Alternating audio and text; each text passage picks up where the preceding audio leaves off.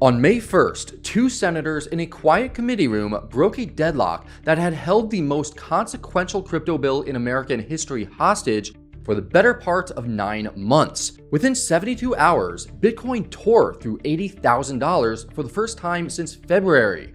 Circle's stock added roughly $13 billion in market cap in a single trading session, surging from $90 to nearly $120 between April 30th and May 4th. Athena rallied 40% on the month. Coinbase ripped 6 to 7% in a day. But here's the part that the headlines have almost entirely missed. If the Senate Banking Committee does not formally mark up the Clarity Act before the Memorial Day recess on May 21st, the entire framework collapses.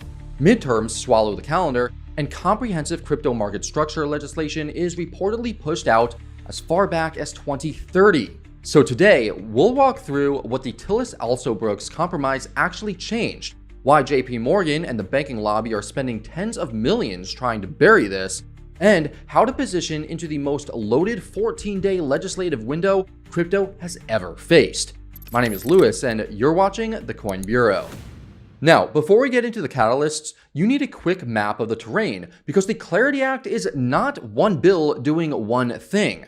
It's a complete rewrite of how digital assets are legally classified in the United States. The House passed it in July of 2025 with a bipartisan margin of 294 to 134. The Senate Agriculture Committee cleared it in January of 2026. And as of this week, it is sitting on Senate Banking Chairman Tim Scott's desk, waiting for the markup that decides everything. The single issue that held the bill hostage for 9 months was stablecoin yield. The banking lobby insisted any yield on stablecoins was a Trojan horse for uninsured deposits. The crypto industry insisted that without rewards, the entire economic model of regulated stablecoin issuers collapses.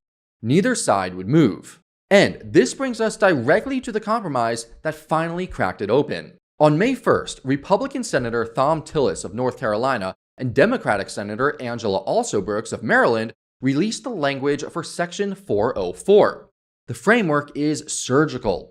Bank deposit style passive yield, the kind that pays you a fixed percentage just for holding stablecoins idle, is explicitly banned. But staking rewards are permitted. Liquidity provider yield is also permitted, and trading rewards are permitted as well. Cashbacks, loyalty programs, anything tied to what the bill calls, quote, bona fide activities gets a clear green light. You might assume this is a messy half victory that nobody is really happy with.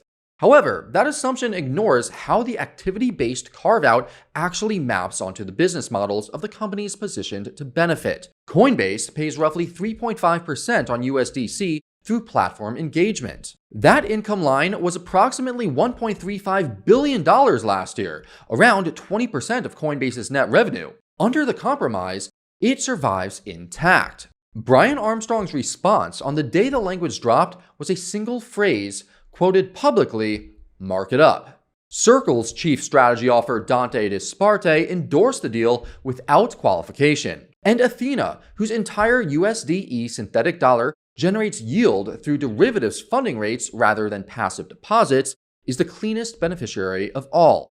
Which is to say, the compromise looks like a concession to the banks, but functionally legitimizes nearly every revenue model the crypto industry actually cares about. And this is precisely why the banking lobby is now panicking. Within 72 hours of the compromise dropping, a coalition of 5 banking trade groups, the American Bankers Association, the Bank Policy Institute, the Consumer Bankers Association, the Financial Services Forum, and the Independent Community Bankers of America, issued a joint statement on May 4th, declaring that the language, quote, falls short and demanding that it be tightened during markup. And the numbers that they're throwing around are extraordinary. Standard Charter's Geoff Kendrick projects roughly $500 billion in deposit flight from US banks into stablecoins by 2028. The Independent Community Bankers Association went even further, commissioning research that warned of $1.3 trillion in lost deposits and $850 billion in lost lending capacity. Some affiliated estimates run as high as $6.6 trillion in worst-case outflows. And of course, we should absolutely take these projections at face value, given how perfectly the same banking lobby predicted the consequences of every prior round of regulatory change, right? Because here's the part the trade groups conveniently leave out. The White House Council of Economic Advisors ran the same numbers and published their analysis on April 8th. Their finding? Well, a complete ban on stablecoin yield would increase aggregate bank lending by $2.1 billion. That is 0.02% of total US loans. The welfare cost to consumers from losing competitive returns would be $800 million. $2.1 billion in lending upside. That's a rounding error on a single quarter of JPMorgan's earnings. Speaking of which, Jamie Dimon's pivot has been the tell of the entire cycle. In his April 2026 annual shareholder letter, Dimon for the first time officially classified blockchain, stablecoins, and tokenization as, in his words, a whole new set of competitors, alongside Stripe, Block, and Revolut. He stated that JPMorgan must, quote, roll out its own blockchain technology. That's the same Jamie Dimon who spent a decade calling Bitcoin a fraud.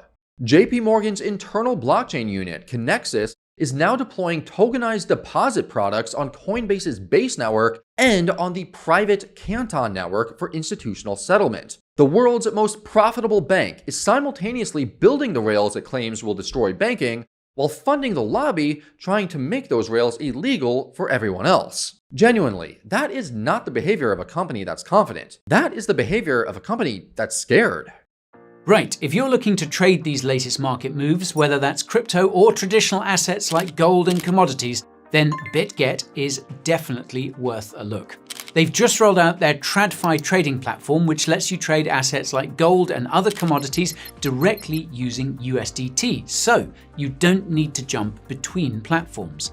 You also get deep liquidity, low slippage, and access to up to 500x leverage. Now, if you sign up using the QR code on screen or the link in the description, you can get up to $50,000 in bonuses. And on top of that, if you complete your first net deposit of $5,000 and place your first trade, you'll unlock a VIP 3 trial. Now that includes up to 38% fee discounts, exclusive VIP perks, and free token airdrops. So scan the QR code, check the link below, and see what BitGet has to offer. Now, the third piece nobody is covering is the DeFi Developer Protection Clause, buried inside Section 604. This single paragraph, drawn from the Blockchain Regulatory Certainty Act and folded into clarity, does something that has not existed in US statute before. It explicitly states that non-custodial developers, the people who write open source smart contract code without ever touching user funds, cannot be classified as money transmitters, brokers, or financial intermediaries. For 3 years, US-based DeFi builders have been operating under the threat that publishing code alone could result in criminal money transmission charges. White House digital assets advisor Patrick Witt has confirmed that only 19% of crypto developers are currently US-based. The other 81% have already moved to Dubai, Singapore, or MiCA-regulated Europe.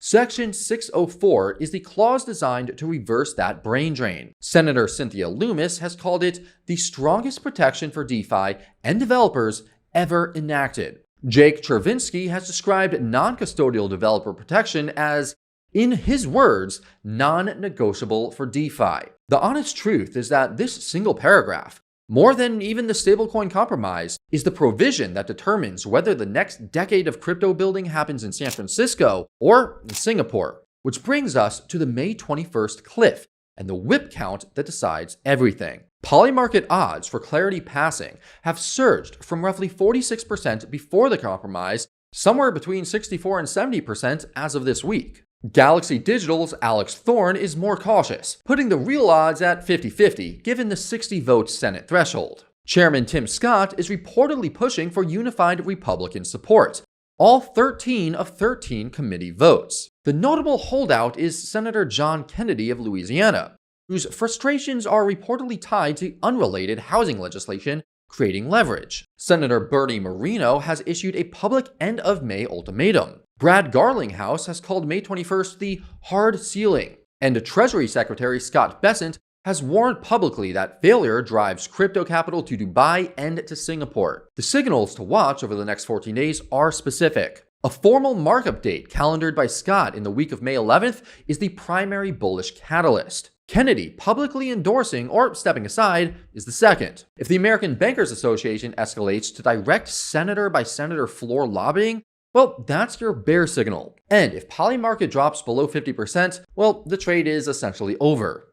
Now look, because this is the part that most coverage is missing entirely. The story is not really about whether one bill passes one committee in one 2-week window. It's about which version of the digital asset future actually gets locked into US federal law before the political window closes. Because the SEC CFTC joint interpretive release from March 17th already reclassified 16 crypto assets as digital commodities, including Solana, ADA, Link, AVAX, XRP, and DOT. That release is agency-level guidance. It can be reversed by the next administration with the stroke of a pen. Clarity is the statute that makes those classifications permanent. It is the lock that prevents any future Gensler-style chairman from undoing the framework through reinterpretation.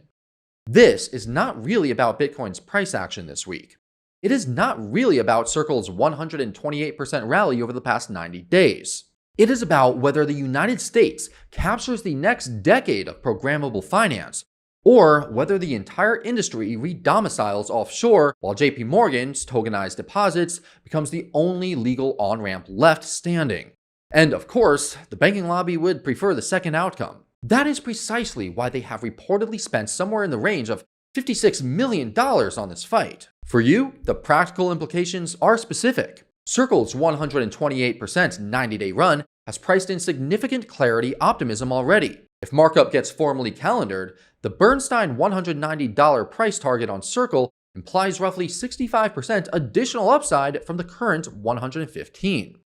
If markup slips past May 21st, expect a 25 to 40% reversal on Circle and a sharper move in ENA, where the entire 40% monthly run is predicated on the yield language holding.